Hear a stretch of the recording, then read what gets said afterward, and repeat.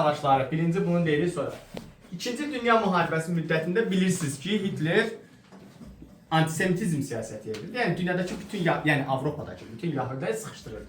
Təbii ki, Avropanın işğal edən Hitler oradakı bütün Yahudilərin sıxışdırılması prosesində bu Yahudilərin sığınacaq kimi indiki yaxın şərq bildiyimiz, Fələstin torpaqları bildiyimiz ərazilərə köçü başlayacaq.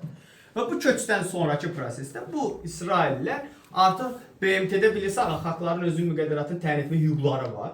Və onlar ifadə edirlər ki, biz Fələstində lazım qədər saydayıq və özümüzə bir dövlət yaratmaq istəyirik və müraciət əsasında 1947-ci il BMT qərarına görə hər iki ərazidə, Fələstin ərazisində indiki İsrail və Fələstin dövlətləri yaradılacaqdır.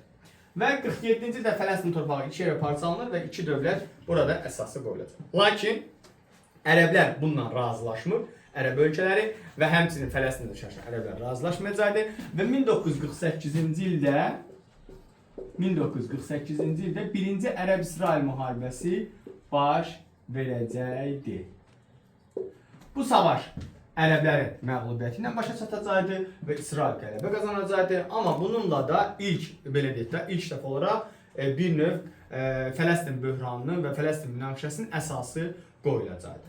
1964-cü ildə Fələstin Azadlıq Təşkilatı yaradılacaqdı. Fələstin Azadlıq Təşkilatı yaradılmasında FAT yaradılacaqdı. FAT-ın yaradılmasında məqsəd Fələstinin azadlığında mübarizə adı üstündəydi. Bu mübarizə terror, partizan müharibəsi kimi təqdim olunurdu. Çünki ərəblərin başqa bir şansı yoxdur. Yəni savaş əsasında İsrail çox güclü olur və hər zaman belə. Biraz da ərəblərdə də satqınlıq var idi. Və 64-cü ildən sonra ərəblər ikinci dəfə müharibə hazırlar. Bu dəfə sözün əsl mənasında ciddi hazırlaşırlar.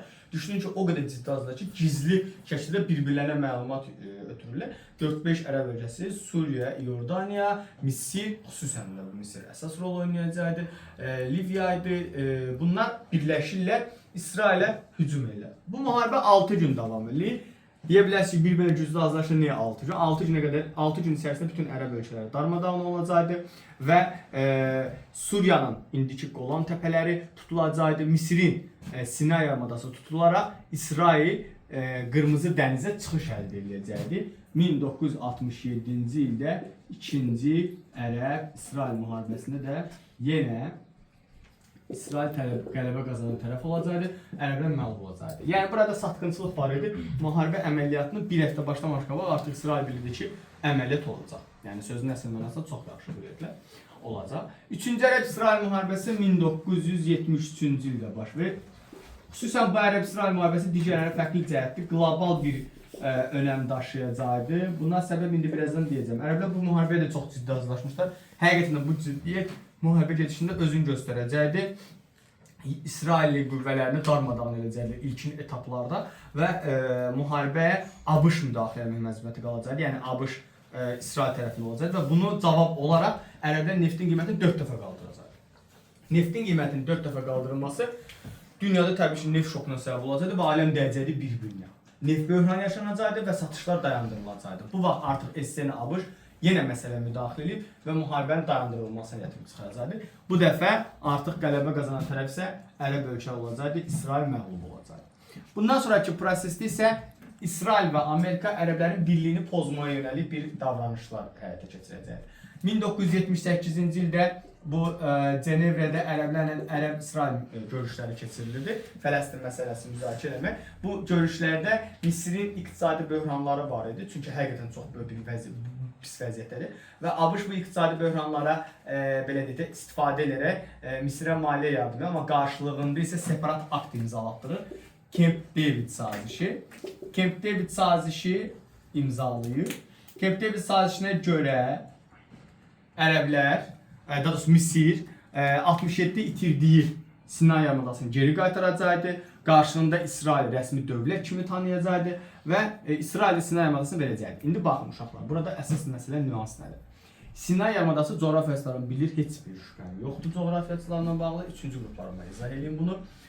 Sinay yarımadası Misirin müəyyən bir ərazisi, Afrika, yəni belə deyək, müəyyən bir hissəsidir, Qırmızı dənizinin sahillərindədir.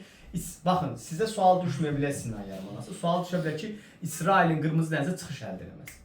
Sinay yarımadası tutulması 67. Və yaxud da İsrailin Qırmızı dəniz mövqelərinin itirməsi. Kempte bir sazişinə. Yəni buna diqqət edin, başa düşdünüz? Bu hissəyə çox diqqət edin. Yəni indiki artıq bizdə tarixdə suallar adətən şey kimi salınmır daha. Əzbərçi kimi salınmır, məntiqi salınır.